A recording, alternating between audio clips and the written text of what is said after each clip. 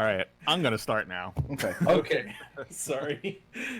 So this game is called Houses of the Blooded. Obviously, it's a tabletop game. It's a John Wick game. You've seen us play Seventh Sea in the past. I think it was a few years ago at this point, but it's the same author. Um, it's a narrative game, so it has the same kind of generalized idea where we're all collaboratively working together to have a really good time and to have tell a really fun story. I serve as the narrator, and one of my many hats is that I play the judge if I feel that the players are acting in character and they're acting like Ven and they're being over the top and dramatic and telling a really good story. I will reward them justly. But also, obviously, I can also set things in motion if I need to as the narrator, since I have all of the information. But what is Houses of the Blooded? Houses of the Blooded is a game about nobility and intrigue. I wrote a little thing because I wanted to write a little thing, so I'm just going to read what I wrote. Houses of the Blooded is a game about prepared remarks. I have. Each of the players is playing a character from an ancient race called the Ven. Ven society is divided into two different castes. The first is a working class who works in the field, the shops, and generally live in servitude. The other, which are the players, are the nobility called the Blooded. They're divided into 6 houses, and they're the ruling class. It is a highly rigid aristocracy, but they play the very powerful landowners. They're all part of a senate that votes on the rules and laws and generally sees how Ven society is run. The Ven themselves are essentially demigods. They have powerful rituals of sorcerous blood magic and wield powerful relics from the ancient times.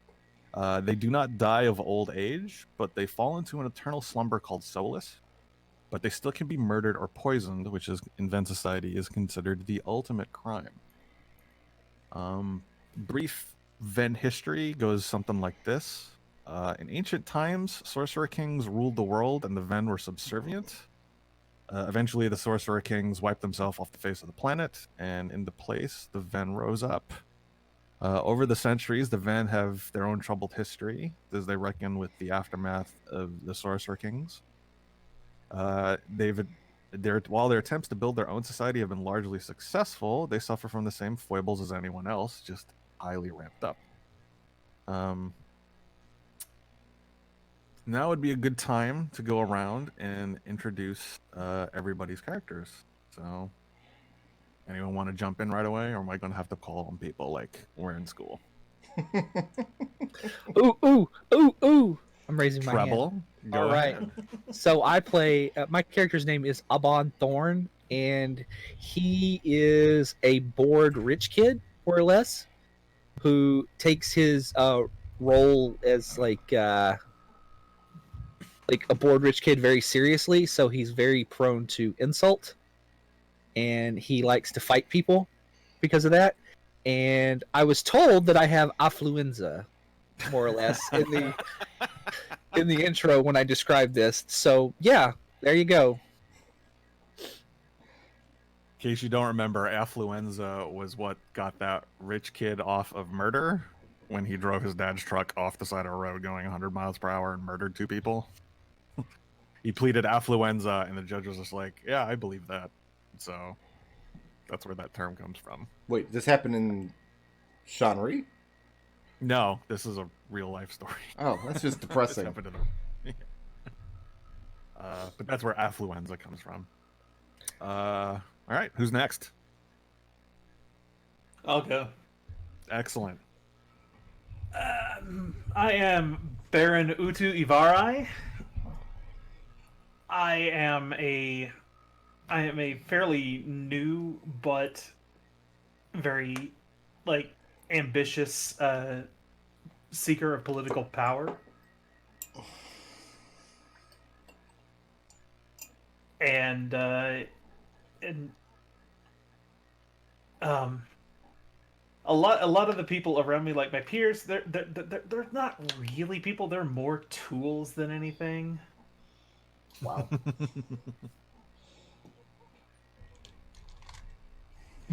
But there's only one person that I really have any kind of not condescending attention to, and that would be Brickroad's character because of reasons he will get into. Excellent. Nice transition. So, there are 6 houses, and they're all named after animals. I decided to buck the trend and go with House Foxhound, so I'm playing Psycho Mantis. Are you? Makes sense. My character's name Tell us your real character. is Rezi. I was informed I couldn't play Psycho Mantis, and that was, quote, really dumb, unquote. My character's name is Almost as dumb Rezi. as playing a goblin with pants on his head. Rezi is a ladies man. In this game, there are 6 stats, but one of your stats doesn't exist for you, and the one that doesn't exist for me is strength. Because I'm a lover, not a fighter. And I have...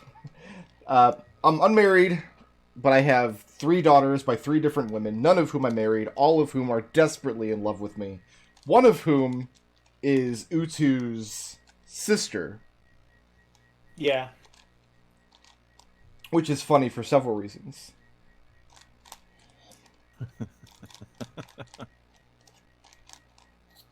And also, my parents weren't barons like these jabronis. I'm the son of a marquis and a countess. So, maybe a little above on, the Venn echelon. Maybe. Just a cut above. Not that I would ever lord it over these guys, because they're bros. Absolutely not. Right? No. By the way, everyone starts with 3 style points. Okay, good to know. Note of that. You guys start off with 3 style points. All right, so those are the characters. I have linked to Twitch chat the invitation that these characters have received. It is an invitation to a very grand party.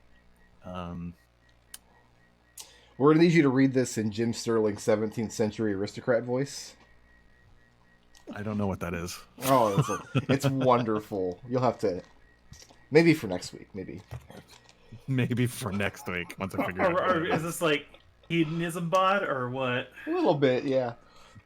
Greetings! You are cordially invited to attend the Festival of Rios, a welcome addition to the Tamil family and House of the Fox. Partake in dance, spirits, and mirth as we celebrate the great and wonderful accomplishments of Baron Rios. Join us at Castle Tamil in the 3rd week of spring so we may all show our appreciation for what Baron Rios has brought to our wonderful house. Please respond with who will be attending so that we may set up appropriate accommodation. The only gift you need to bring is yourselves. Cordially yours, Count Henriel and Lady Shajar Tamil. Was that good enough? You've really never seen Jim Sterling do that voice? Because that was almost dead That on. was totally the voice. I might not recognize who it is. All right, get back on track a little bit. So, as I said in the beginning, this game is more of a narrative story as opposed to a hard mechanical game like Dungeons and Dragons. So, as such, the mechanics of this game are all about what pieces of the story the players want to tell each other. So, the way it works is that everyone has D6s, and when it comes time to make rolls, they need to beat 10 essentially. And if they beat 10, they have what's called privilege, which means they get to narrate the outcome of what the risk is. So, for example, if you roll 3d6 and you roll a 12, you've beaten 10, so you have privilege, and you get to narrate the outcome. Now, obviously, because of the way players can roll and gather dice, they can roll more than just 2d6, 3d6. They might have 7, 8, 9 dice. What they have to decide to do is they have to decide how many dice they want to what's called wager. So if they can roll 8d6, if they wager 5, they put 5 dice off to the side and only roll 3d6. If they still beat 10 and rolling a 3d6, they have 5 wagers. Those 5 wagers each allow them to each add an additional fact or facet to the outcome of the narration. So that's basically how a big chunk of how this system works. I'll get into more of the nitty-gritty details, as opposed to what tags and what aspects are, and how like tags and compels and all of that works as we get to them. But that's just how generally, very broad, how this overarching system works. All right, let's jump right into it then. So this festival takes place at Castle Tamil. Castle Tamil is huge, as of course you would expect a family house to be. Many rooms, antechambers for antechambers, a garden maze out in the back, pool, not pools, but like ponds and stuff. Many kinds of crazy animals, exotic animals, all wandering around. Castle's very big, several floors, and party is going to last for several weeks. It's the second day. Everyone has been announced who has arrived. You've all arrived. You've already stayed the night for the first day. You've all said you've been announced. Things are in full swing. There's music. The servants are running around with all kinds of food. And of course, there's all kinds of political intrigue and gossip spreading around a little bit here and there, here and there, here and there. Does anybody have anything they want to get to right away? Anyone want to do anything? Utu is looking to gather as much information about who all's been invited. Like, who do I know that I see here at this party? I don't know. Make a wisdom risk. Okay. Let's see here. So that be 4 dice. Oh. Already the dice shenanigans are happening. I love it. So you remember how this works, right? Yeah, I'm actually going to only roll 3 dice. So this one... 2, Okay. 6. Okay, so that's 14. So I'd be 10. So I do have 1 set aside. Okay, so you get to tell me who is here that you know. Oh, let's go to fantasynamegenerators.com. All right. Because this person that Utu knows is of a he's basically Utu's mirror. Like the two of them as they were growing up were always rivals in one way or another. So he's a rival. Yeah. Got it. And his name is, let's go to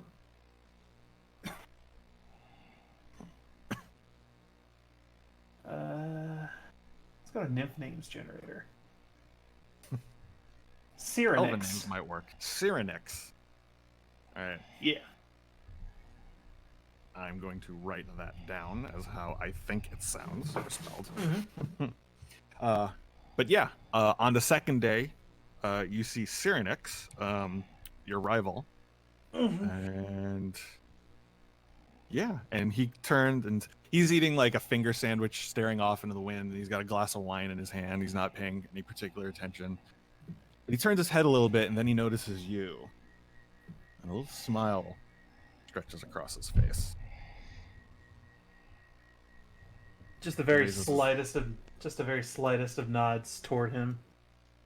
And he raises his glass in response. Barely raise mine. All right. Before I continue, Aban and Reezy, are you guys up to anything at the moment? I just seduced some lovely lady on the first night. Have you? Of course. All right.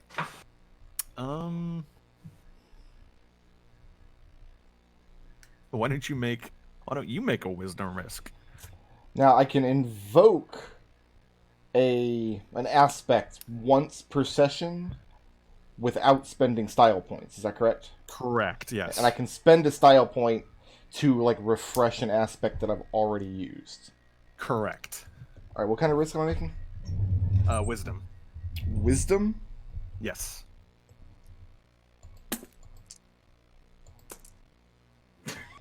Bye. Don't be that. Wow. Maybe the DM should have locked this bag down. You think? The DM did lock the bag down. He just didn't lock it back when he Oh. moved it. Okay. Well, I don't need 5 dice. Here, I'm gonna put some in Treble's garage over here. I'll hold on to you for later. I'm not wagering anything. So that's a 12. McDohl, you're already at Fantasy Name Generator. Why don't you find out who I seduced? Okay. Let's see here. Let's go to Elf Name Generator. That sounds like fun. You didn't wager? You just rolled? You I said? just rolled the risk. So I have Okay. privilege, but I didn't wager anything. Got it.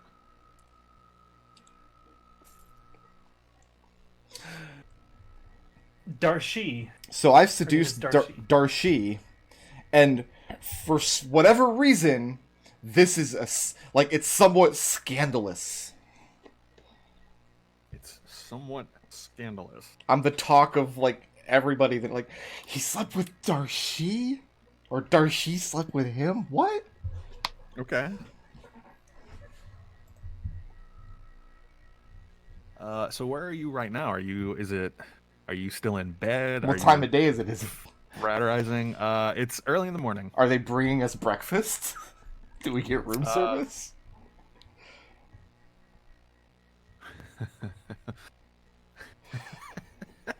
You know what? Why don't you make another wisdom risk? All right, And you tell me. to see if we can get breakfast. Yeah. Not gonna do it, fam. Well, all right. So I'm going to say, yes, you can absolutely get room service, and the maids and the butlers, there seem to be more of them than normal as they come into your room and serve you great, wonderful morning sweets and fresh coffee. And every time a new one comes in, it just seems to be a different set of maids and butlers. And you're pretty sure that they're kind of staring at you, but maybe it's all in your head. I just play it off to Darshi. Like this happens all the time. I'm just this popular and everybody loves me. And she giggles at that. Excellent.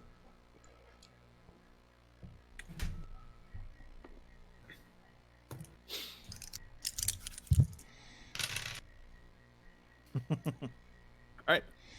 And Aban, are you up to anything in particular? Aban he is dressed as nicely as he can. Just kind of looks kind of peacock strutting his way out, and he is going to go for the morning buffet and just try to show off a little. Okay. How do you plan on showing off? Like you said, you're strutting around like a peacock. Like, do you have your sword on you? I've got my sword on me, and I've got my boots all shined up nice, and I got like literal, like probably feathers sticking out of the back shoulders of my jacket, because that's very, I don't know, that seems appropriate for me. Like I'm just trying to like impress people. Just trying to impress all the people that are out and about early in the morning. How about you make a beauty risk for me? A beauty risk. I think that is the one I have that is nothing. All right. Nothing else you can add to your... You don't have any aspects you can invoke or anything? Let's see. I could when I'm taking a particularly risky action with a high probability of failure, Well, as someone who is trying to strut his stuff and who has no concept of beauty whatsoever, Yes. that sounds like a perfect use of that aspect. Right. And can I invoke or gain insight into the way of etiquette or romance to also get the a dice on this? I don't know which one Yes. would be. Okay. Yes. All right. So that's just 2 dice, right? Let me see. Well, you've got 3. Like, All right. but it'd be 1 for the aspect and however many you want for the blessings. Oh, okay. All right, cool. We'll try 3. I'll do 1 from the way of romance, and that's a big old nope. Nope. Yep. That's 8 total, so that's a failure. Well, suffice it to say, you are definitely standing out. And you know what? That's all he cares about. Okay. People are definitely taking notice of you. All right. Let's go back to Utu. Okay. So, Utu, Mm-hmm. you made eye contact with Cyrenix. Right? Cyrenix? That's what I wrote. Yeah. Cyrenix. And you slightly raise your glass to him, and he makes his way over to you. Okay. And he says, "Ah, dear Utu, I didn't think you would be invited to this. What brings you here?" And Utu looks him over briefly for and says, "I would say, what oh, what am I trying to say here? Utu is trying to play it off like he's a little bit disinterested in all the goings on, but he's trying to make his note of every little detail in the room. And he would respond in saying that this is the social event of the season. How could I not be invited?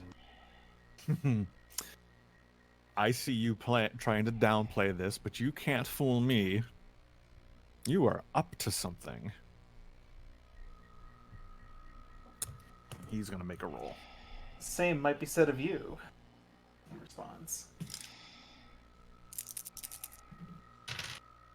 Fuck. Yeah, he is trying to fish out information from you. He thinks you're not up. He doesn't think you've been invited, and he doesn't. And he's being very clumsy about his attempts and trying to cover up that fact. Obviously, he said that he doesn't think you were invited, but also he's trying to suss out like what's your real reason about being here, and he's doing a terrible job of it. And Utu doesn't even like Utu's dancing around every push he tries to make, and just again continues to play it off, and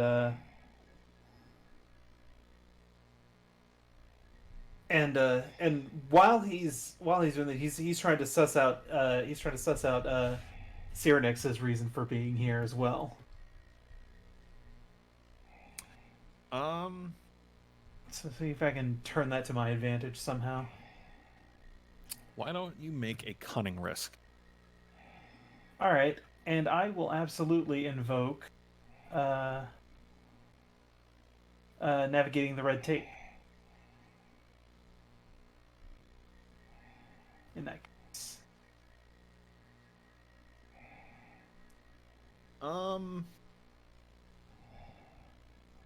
Yeah, right. You can do that. Okay. So that's what, 3 extra dice on top of that? Yeah, Did I right. read that? Yeah, you're right. It is 3 extra dice. Sorry, I only gave Okay. Treble 1. You should have gotten 3, but he made Oh, it, no. so it's all right. Okay. No, I I'm gonna didn't. go- I rolled an 8. Oh, sorry. I'm gonna go ahead and put 2 aside for wager. Okay.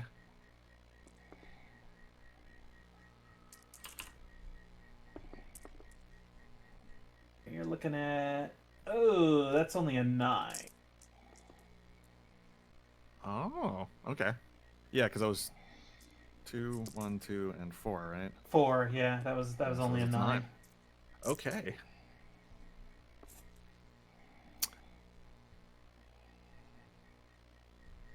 And your attempts to suss out why he's here fall equally flat. He sees what you're up to and equally parries like your attempts to figure out what's going on. Utu's A little looking bit of- around A for little bit of the game of wits going on between the two of you. yeah. Utu's looking around for either Aban or Rezi to maybe diffuse the situation a little bit, but or failing that the Lord or Lady or the new Baron, if any of them are present. Well, I will tell you this. There is a lot of gossip going around about Rezi. Apparently, he slept with Darshi, Mm. and thus that's why he's not fraterizing around this morning. Henriel and Shajar are just working the rounds, talking to people, but you have not seen Rios yet. Okay.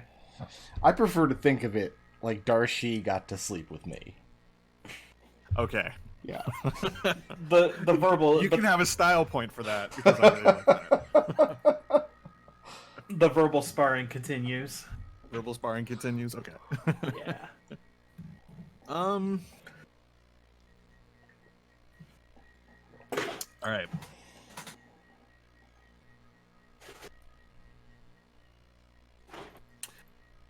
Rezi, Yeah. do you at any point during the morning leave with Darshi? Of course. Take the party. Okay, when? After we've eaten breakfast, so we can After show you've up fashionably late to whatever the hot gathering is that morning. Well, it's just for that morning. It's just social interaction. It's Right. So levels of power. So, we're going to go to where the social interaction is. all right. Finely dressed and glowing and well fed on grapes and, I don't know, cheese. Grapes, cheese, meats. Sure. Child soup. Breakfast. Good breakfast wine. 'Cause I'm Deli sure that's meats a and big thing. cheeses. Excellent. All right, and so to help set the scene a little bit more, where this is all happening is essentially a giant ballroom, and Yeah. there's all kinds, people from different houses are there. Like I said, Henriel and Shajar are there. They're doing their social rounds. Lots of wine. The maids and butlers are coming in and out, serving various cheeses. It feels like everyone is there more or less until Rizzy and Darshi make this, I don't want to say grand entrance, but noticeable entrance. And Conspicuous entrance. yeah, and the two of them enter. And the talking sort of dies down a little bit as they enter, but then immediately picks back up. As if everyone is looking, and then they've realized what's going on, and then they go back to their conversations.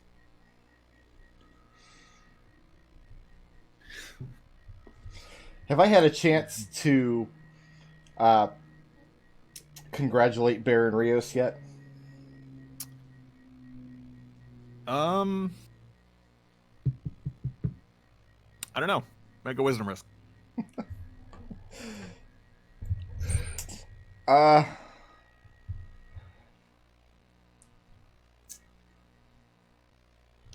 I'm gonna wager one die on this. Okay. Oh. So this is just to determine whether or not we've met, correct? Yes. Okay. Yeah, I'm gonna wager on this. No, I have not yet had a chance. Was too busy picking Darcy out of the crowd. Well, you don't have privilege, Right. so that might not be true. What is true? No one has seen Rios Today or since we've arrived? since you've arrived. That seems very strange. A little bit. I imagine it's some kind of grand ceremony that's going to be taking place at some point. Utu. Hmm.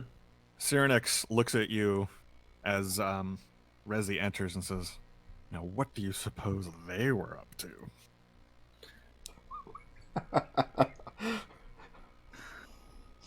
I dare say it's none of your concern.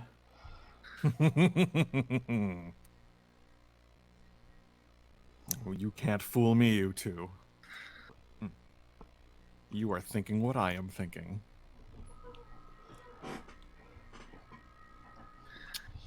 And sensing that Utu is not going to make any moves, Cyrenix immediately goes over to Rezi and Darshi. And I greet Cyrenix warmly. Is this a man that I know anything about, or do I only know him by reputation?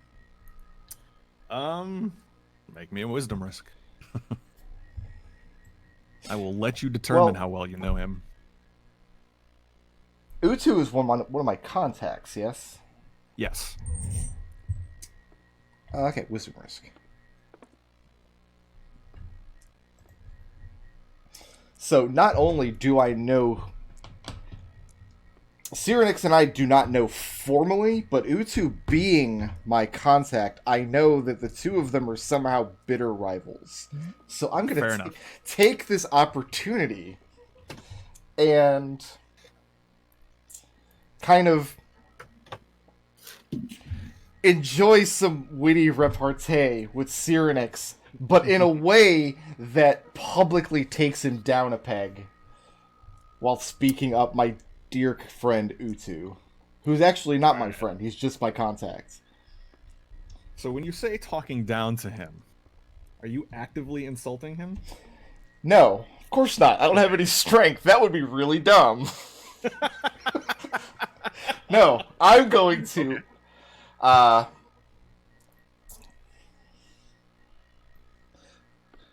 mean, I don't get to dictate what sort of risk it is, correct? What do you have in mind? What do you want to do? I'm going to greet him very warmly and have some just pleasant morning conversation. Okay. But I'm going to, in whatever risk I need to make, I'm going to invoke my aspect Love the Shoes to point out some minor fashion faux pas that Cyrenix has perhaps unwittingly done this morning, while also pointing attention towards Utu. So Utu looks like he's made out the better of their little tat-a-tat. Alright. Here's how we're going to do this. Yeah. I'm going to want you to roll cunning. Okay. That's And 4 dice. I'm going to want you to... And again, we're gonna stick to the rules here. Where if you wager, the more wagers you have, the better the outcome. So, okay. So I'm invoking my aspect Love the Shoes. Right. So that's you get 3 additional dice. Yeah. So I'm gonna set 3 aside for a wager. Okay. Does Utu being my contact give me any dice for this? Since I'm trying to make him look good by making Cyrenix look bad? No. No, he doesn't. Let's see if I can hit 10 on 4 dice. I wasn't able to. Oh, not looking good.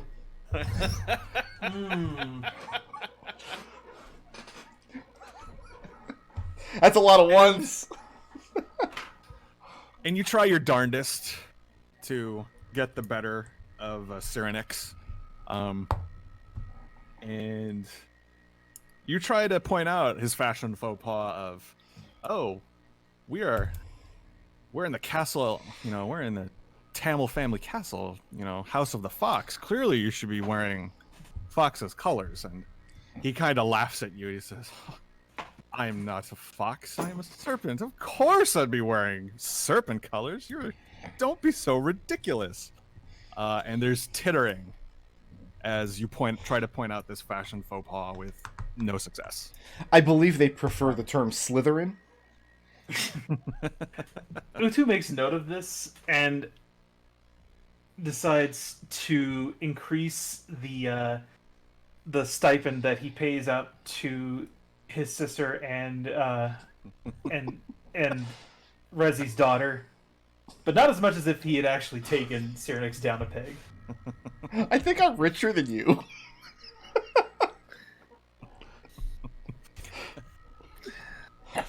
We skipped that part of character creation, so we actually don't know. And Darshi looks at you, and for the first time since you've wooed her, she looks unimpressed. Is she also a goddamn Slytherin? I don't know, make a wisdom risk.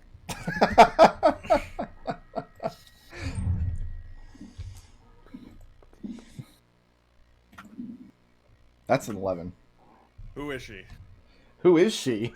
Yeah, you tell me. Give me a house. Okay.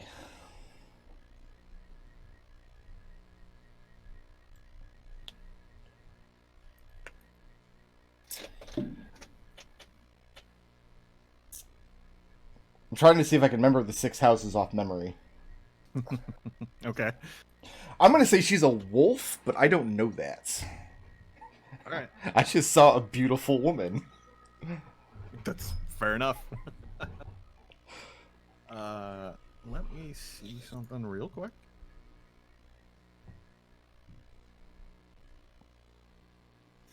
All right. All right. Aban. Yes.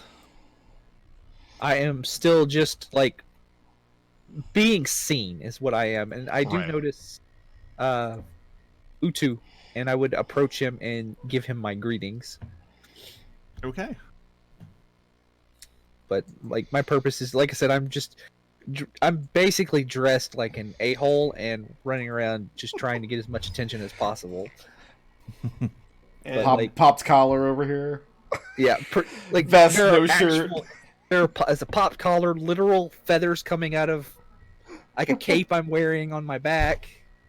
Just Utu, do you say or do anything with Aban? I will acknowledge him and ask him just the minor pleasantries of the day. Barely making small conversation while attempting to keep an eye on this Cyrenix issue. And planning how I'm going to make damage control for this. well,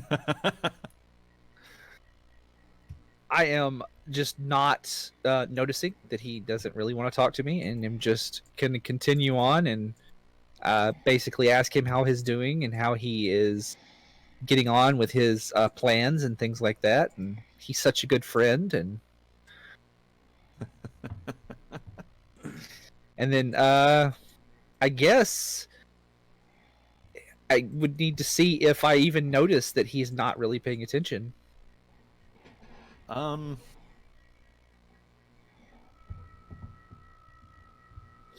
Yeah. Both of you make a contested cunning roll. Okay. Let me make boxes for you guys. So, just one question, so I get this right: is it 1 plus your whatever your stat is, or is it just your stat? It's just your stat. So if your stat's 3, you get 3 dice. Okay. All right. And if you're adding aspects, you gain additional things. You get devotions, you get additional things. I'm getting rid of that. I'm gonna say this is your box. Get red. There we go. So the way contested rolls work is it's the same idea. You still need to beat 10, but the wagers you put to the side, the more wagers you have, the more likely you are to have privilege. All right. Sorry, not more likely, you will have privilege. So whoever wagers more gets privilege. Right. But you still also have to beat a 10.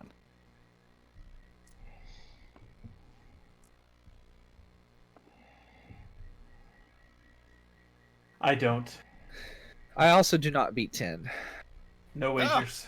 So you two have no idea how you're reading each other. Well, I'm And I just gonna mean- gonna keep going forward and being like yes, and like asking him how his family is and his lovely sister and her lovely daughter. And like I said, Utu is just trying to keep stock of the situation developing with Cyrenix, and wondering if he's going to have to step in and make a more obvious play. So to sort of set the scene, basically, Aban is talking to Utu, and Utu is just like, yeah, no, I get it. Like, yeah, while really focusing on Cyrenix, who has just gotten the better of Rezi. Yeah. Is it Rezi or Rezi? Yeah, either way, it's fine. Okay. Has just gotten the better of Rezi. And the woman that he's with suddenly does not look impressed anymore. I got that all right? Yep. Mhm. Excellent. Sounds about right. As this goes on, you hear a little bell ring. And everyone turns their heads and focuses on Lady Shajal. And she says, "Now that we're all here, I would like to introduce to everyone the man of the hour, the reason why we're all here. Everyone, please give a warm round of applause to Baron Rios Temel." And she starts clapping.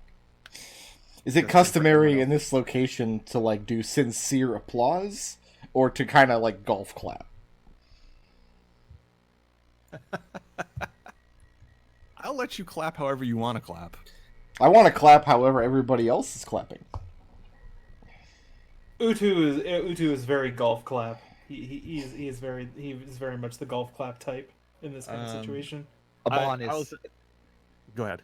I also say Aban is an enthusiastic clapper. Is an enthusiastic clapper. Okay. Yes. It's a mix of enthusiastic clapping. Since this is a fox house, the foxes tend to be genuinely applauding. The people who have been invited outside of the house of the fox are giving golf claps. Okay, now I'm House of the Fox, so I will be clapping enthusiastically. All right. And for the first time, you do see Rios Tamriel. He comes ascending down a staircase. And he is huge. He's easily 8 feet tall. And it looks like his clothes barely fit him. His head is peeking over a scarf. The buttons on his shirt and his coat seem to be just there. His muscles just seem to be bulging out of his boots. He looks incredibly uncomfortable. He doesn't seem to like any of this as he walks down the stairs. And the fact that everyone has just started like applauding for him, he turns in his head a little bit and he's kind of revolted by it. But Kind of he plays the mutters part. to. He plays the part as best he can as he plays the showpiece for Lady Shajal. Go ahead. Utu looks to Aban and says, "I think the Count and Countess need to hire a new tailor." Quite. And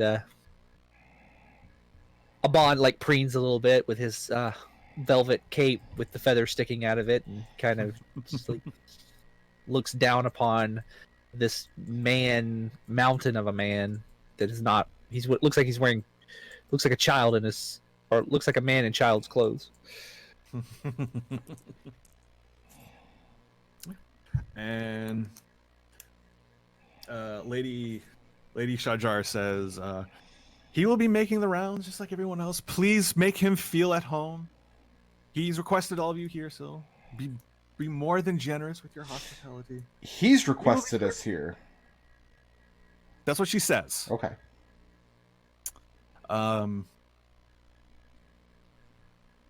Lunches will be served in due time. In the meantime, continue to partake in the festivities. And after a moment or two, everyone goes back to socializing, muttering, talking, going on. As Lady Shajar leaves him, and he stands there awkwardly looking at everybody. I make a point to does make any- eye contact with him and raise my wine glass towards him. And he looks back at you and just gives like a slight nod and finishes walking down the stairs. Is there a crowd around him when he gets to the bottom of the stairs, or are people kind of keeping their distance? No, as soon as he gets to the bottom stair, there are people around him. And they're talking and they're gabbing, and he doesn't really seem to be talking. And every now and then he says something, and it's all met with like woo and like slight applause. And Now, is it He looks sincere, or are these people being very condescending toward him? make a wisdom risk. So I feel like it could go either way.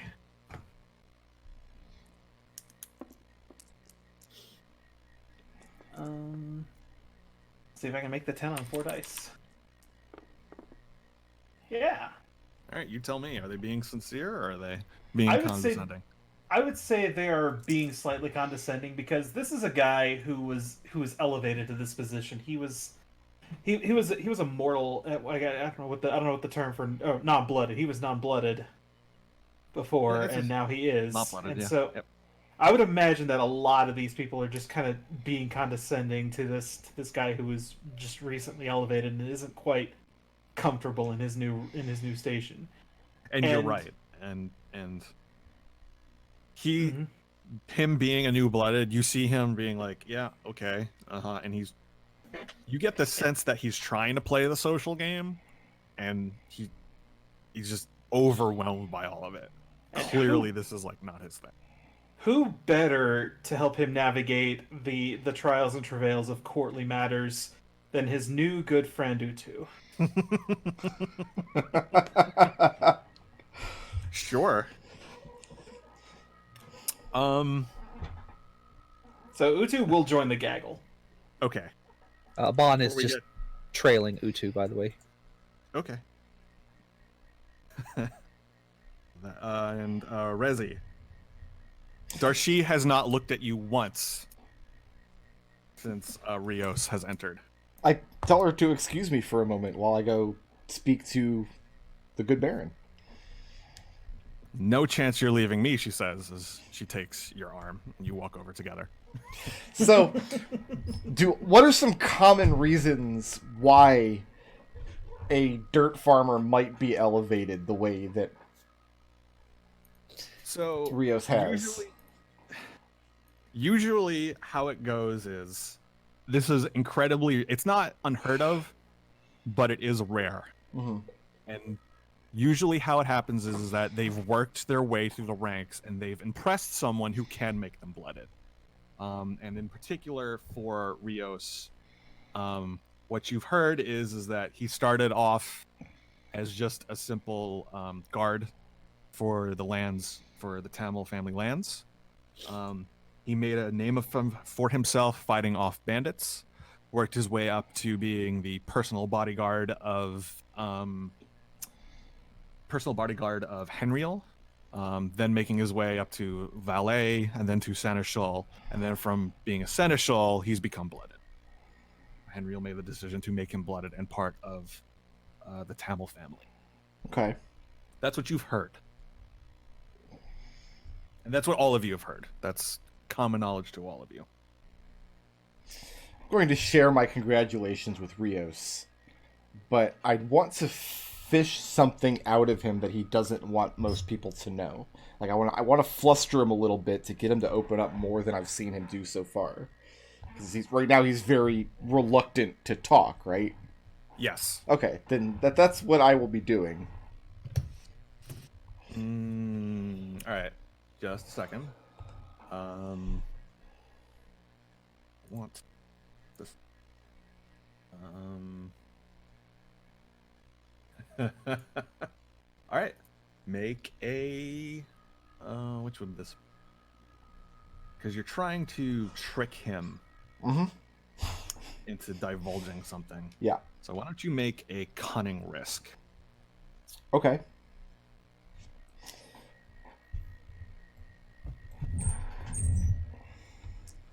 And this is contested. Oh well. I've got 17. I'll let you. I mean, I'll let you set aside wagers if you want to. Nah, I'm just gonna roll the 4 dice. Okay. And what'd you get? 17. All right. One fact you get him to divulge about himself.